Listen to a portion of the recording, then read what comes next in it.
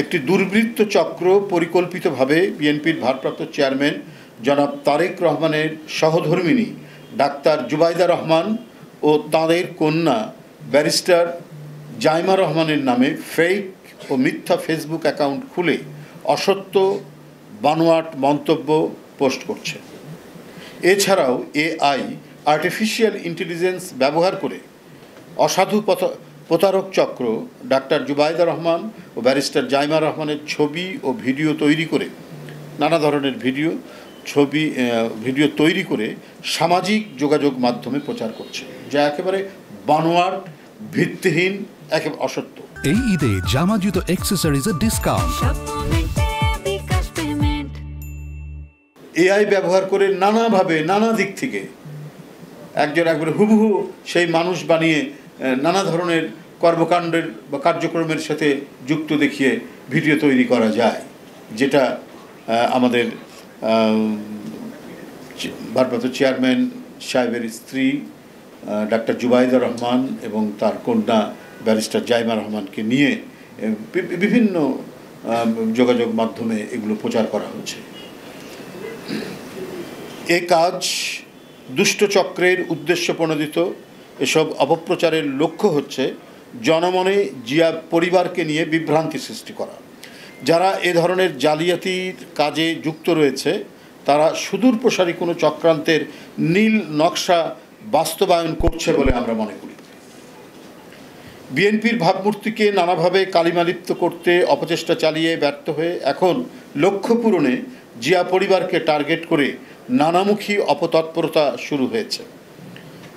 সৌজন্যবোধ সম্পন্ন ও বিনয়ী ডাক্তার জুবাইদা রহমান ও ব্যারিস্টার জাইমা রহমানের নামে ফেসবুক সহ এআইয়ের মাধ্যমে এডিট করে ছবি ও ভিডিও তৈরি ও প্রচার করা গর্হিত কাজই নয়, শুধুমাত্র গর্হিত কাজই নয়, এটি একটি গুরুতর অপরাধ, এটি ফৌজদারি অপরাধের পর্যায়ে পড়ে।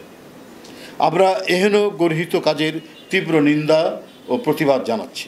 এ সমস্ত অপকর্মের সাথে যারা জড়িত তাদেরকে অবিলম্বে আইনের আওতায় এনে দৃষ্টান্তমূলক শাস্তির জোর দাবি জানাচ্ছি।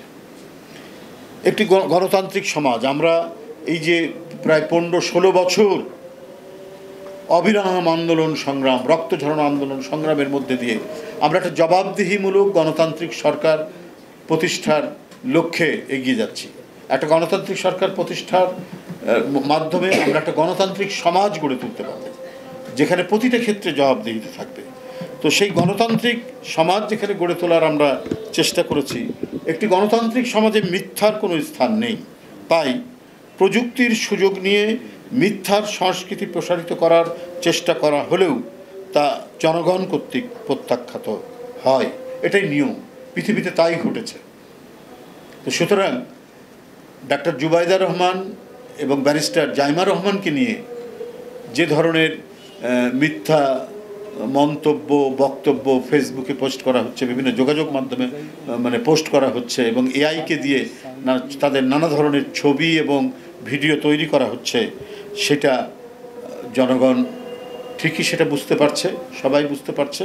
এবং আপনাদের মাধ্যমে জনগণের কাছে এই কারণেই এই জিনিসটা আরও আমরা বলছি, আমরা জিনিসটা অবহিত করছি, যাতে কেউ সংশ্লিষ্ট কেউ যাতে জনগণ সহ কেউ যাতে বিভ্রান্ত না হয়। আমি দৃঢ়কণ্ঠে আপনাদের মাধ্যমে ঘোষণা করছি যে ডাক্তার জুবাইদা রহমান ও ব্যারিস্টার জাইমা রহমানের কোনো ফেসবুক অ্যাকাউন্ট নেই।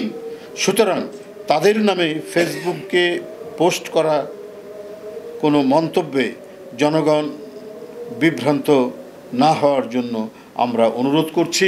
যারা তাদের নাম দিয়ে এই সমস্ত ফেসবুক বা বিভিন্ন যোগাযোগ মাধ্যমে নানা কথা বক্তব্য পোস্ট করছেন, এটা সর্বৈব এবং সম্পূর্ণরূপে মিথ্যা, বানোয়াট, অসত্য এবং ভিত্তিহীন। আমি আশা করব যে আপনারা আমাদের দলের পক্ষ থেকে এই বক্তব্যটি ভালোভাবে আপনাদের গণমাধ্যমে এটা পরিবেশন করবেন। আপনাদেরকে আবারও ঈদের শুভেচ্ছা জানিয়ে আমার বক্তব্য শেষ করছি।